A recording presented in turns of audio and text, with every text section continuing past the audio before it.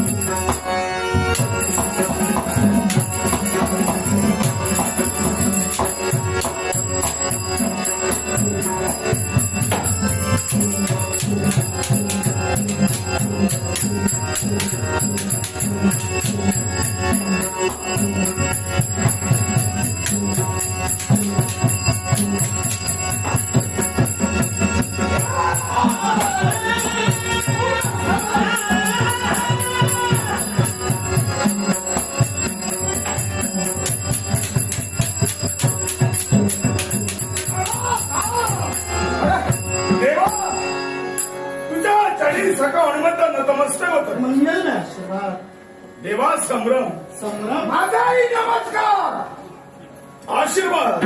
नाटक हात हस्तक्षेप केला आणि हस्तक्षेप करून सहज मनी प्रश्न उभारायला तुझ्या मन संभ्रमित झालाय. संभ्रमित होऊ नकोस. हे जे चाललंय ते अविचाराला शासन चाललंय. देवा आणि काय शासन घडत असताना सगळ्या हनुमंता तू तरी मध्यंतरी येऊ नये हे ती या दयागन गोपालकृष्णाला वाटतंय. देवा सांप्रत तू माझा देव आहेस. नक्की. दुसरी गोष्ट कपिकुलात याचा जन्म झालाय. बरोबर. अर्थात या कपिकुलाचं संरक्षण करणं हे सुद्धा माझं भेद नव्हे का? नक्कीच संरक्षण कर. पण कपिकुलाचं संरक्षण करत असताना इतर जे आहेत ना त्यांचं रक्षण कर. याच्या भानगडीत पडू नको.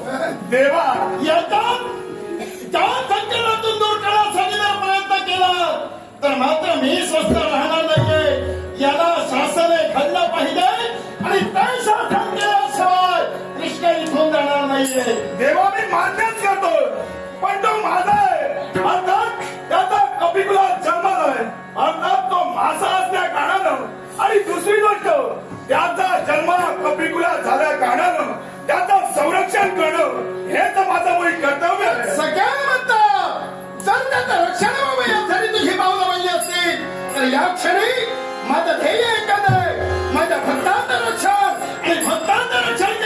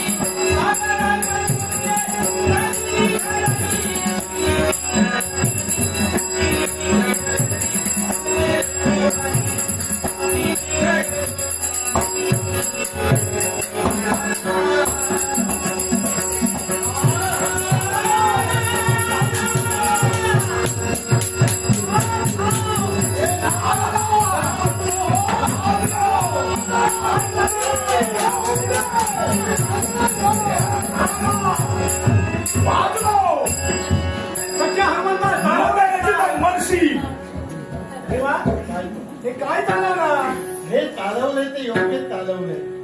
पण आणि कशासाठी? हे युद्ध हा संघर्ष का होता? कशासाठी? तुझी गरज होती. माझी गरज. तू जोपर्यंत येत नाही हा. तोपर्यंत याचा निर्णय लागला जाणार नाही.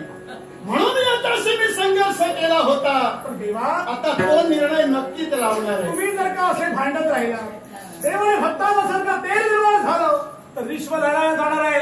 देवा तरी झालंय. अरे माझं आई, देवाचे पाय धर. हे नारायणा, पाय धरले असते पण केव्हा आमच्या कपिकुळाच्या संरक्षणासाठी मी जे आधी शस्त्र घेतलं ते सहजासहजी ठेवण्यासाठी नव्हे. म्हणजे तू याच्या वतीला तो आलाय. कसाही असू दे, तो माझ्या युद्ध होऊ दे. तू याच्या वतीला तो आलाय. याच्या काय करतो? हे, म्हणूनच म्हणालो ना, तू जोपर्यंत येत नाही तोपर्यंत मला निर्णय करता येणार नाही. सगळ्या हनुमंता, आता माझा एक तुला प्रश्न आहे. असा कोण? तू सहज म्हणाला तुला आता स्वाभिमान जगात नक्कीच प्रत्येकाला तुला आता स्वाभिमान असावा नाही असा त्याचा अर्थ नव्हे. पण ज्यावेळी तो स्वाभिमान धरत असताना आपल्या कुलातील व्यक्ती काय आहे, आपल्या कुलातील व्यक्ती कशी वागते याचा विचार करायला हवा. कारण तू कुलाच्या स्वाभिमानासाठी झटत होतास. हा, पण मला एक सांग रे, काय ते? कारण माझा आठवा अवतार, हा. माझ्या राम अवतारात तुम्हाला साथ दिलीस. माझ्या राम अवतारात मला तू सहाय्य दिलात. हा. आणि चिरंजीव असल्यामुळे तू स्थिर राहिलात.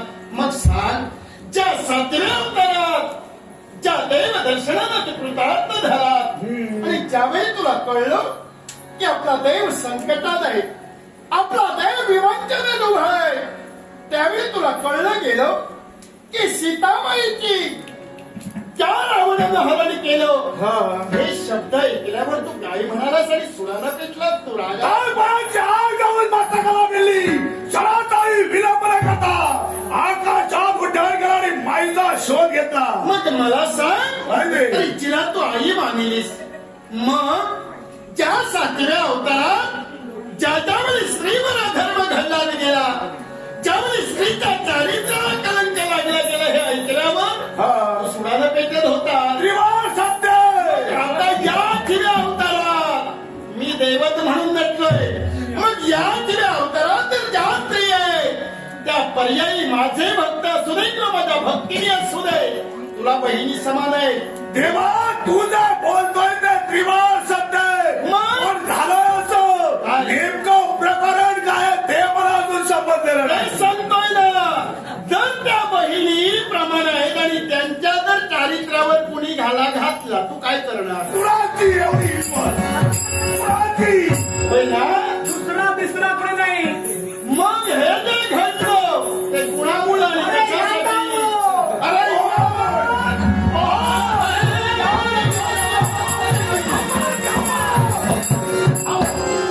मारून टाक. मारायचं असेल, हुशार मारा. अरे मारायचं अगोदर मेलावं जास्त आपण झालं असतं. हेही मला मान्य. हा. गेला असतास. मी का केलं? काय केलं? कृत्यात खेळता डोपारे करी हा. शाहरुखांची चौकडी. हम्म. कृतयुग संपलं, संपलं. त्रेतायुग झालं, हा. द्वापारयुग आलं. दुपारी सुरू आहे. पण हा. त्रेतायुगामध्ये हम्म. प्रभू रामचंद्र हो. यांचा होता हा. माझे आजोबा वाली. हम्म. अखेरच्या क्षणिका त्याला दर्शनाचा लाभ त्यांना झाला. बरोबर. माझे आजोबा सुग्रीव हा. अविनाश त्यांची सेवा केली. बरोबर. तू माझ्या कुलातील ज्येष्ठ व्यक्ती, हम्म. तेव्हा सेवा केली तर आजही त्यांच्यात नामस्मरणात आहे. सत्य. युग संपला, हम्म. प्रभूचा अवतार संपला. बरोबर. त्रेतायुग संपलं. म्हणजे प्रभू मूर्तिमंत स्वरूप दाखवू शकत नाही. हे काय बरोबर? बरोबर. पण माझी आशा आहे, काय? मला राम दर्शन हवं. एवढं मला हा. कळतं. स्वरूप देव दाखवू शकत नाही, अवतार संपला. पण कुठलाही देव स्वरूप न दाखवता रूप दाखवू शकतो. हो. मग त्या रूपाचं दर्शन मला हवं. म्हणून हिचं अपहरण केलं. ए! ही कोण? हे कळलं. हिचं अपहरण केलं. का? नवविधा भक्ती आहे. त्यातील लवकरात लवकर देव जर प्रसन्न व्हायला हवा विरोध भक्ती. तर विरोध भक्ती. म्हणून मी विरोध भक्ती केली, देव दर्शनासाठी केली.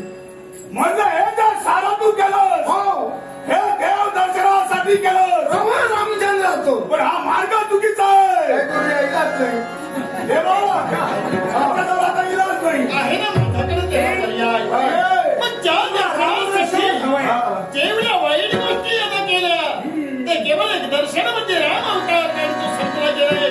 पण भक्तांच्या इच्छा पूर्ण करण्यासाठी हे विश्वाचा परब्रह्म अवतारला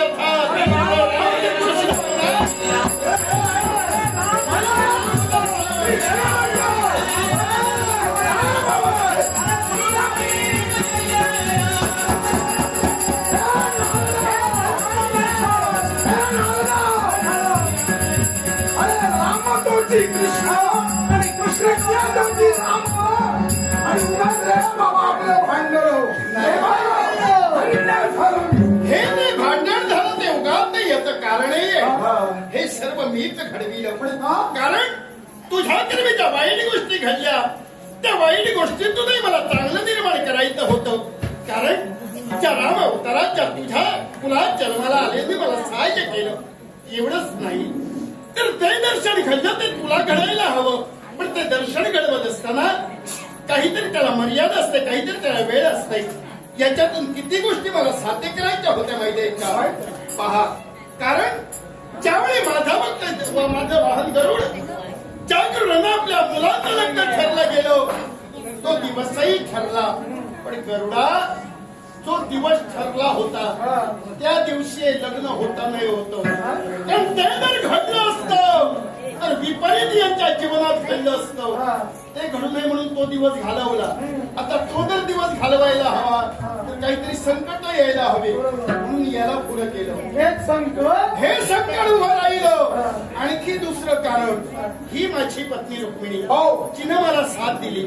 जगासमोर एक आदर्शही ठेवायचा होता. नवरा बायको भांडण असावं, भांडण नाही तर संसार नाही. पण ते भांडण विकोपाला कधी जाऊ नये. आणि किती भांडण विकोपाला गेलो तरी नवऱ्याचा त्याग करून जाऊ नये. नवऱ्याचा त्याग केल्यानंतर काय घडतो हा अनुभव तिला आला, तोही तुझ्या कर्मी झाला. या सर्व घटना मला घडवायच्या होत्या आणि म्हणूनच हे सर्व घडविले. आई शपथ काय? आई शपथ मी खरं सांगतो की वाईट दृष्टीला पाहिलं नाही. मग ज्यावेळी ही माऊली आली त्यावेळी मला कळलं या माऊलीचं दर्शन होण्याचा हा जवळचा मार्ग. देवा ते दर्शन झाले. इतर सारं जे घडलं ते महत्वाचं आणि त्याच्यावेळी जास्त महत्वाचं काय असेल तर हा सुधारला. नक्कीच. कारण बिघडलो नाही. माझा मार्गच बरोबर. फक्त 9वी जातील नशीब सोबत मेला असता मारणार नव्हतो. आणि सगळ्यांना या जगाचा नियमकरण आम्ही जगासमोर आदर्श ठेवतो. आणि तो आदर्श काय असाय तर या जगात भक्ती महत्वाची आहे. आणि ती भक्ती साकारात करत असताना द्वेषभाव कुणीही ठेवू नका, वैरत्व कुणीही मनात आणू नका. त्याच्यासाठी देव पावला जातोय. नारदा यांच्या जीवनात सुख व्हायला हवंय आणि तो नक्की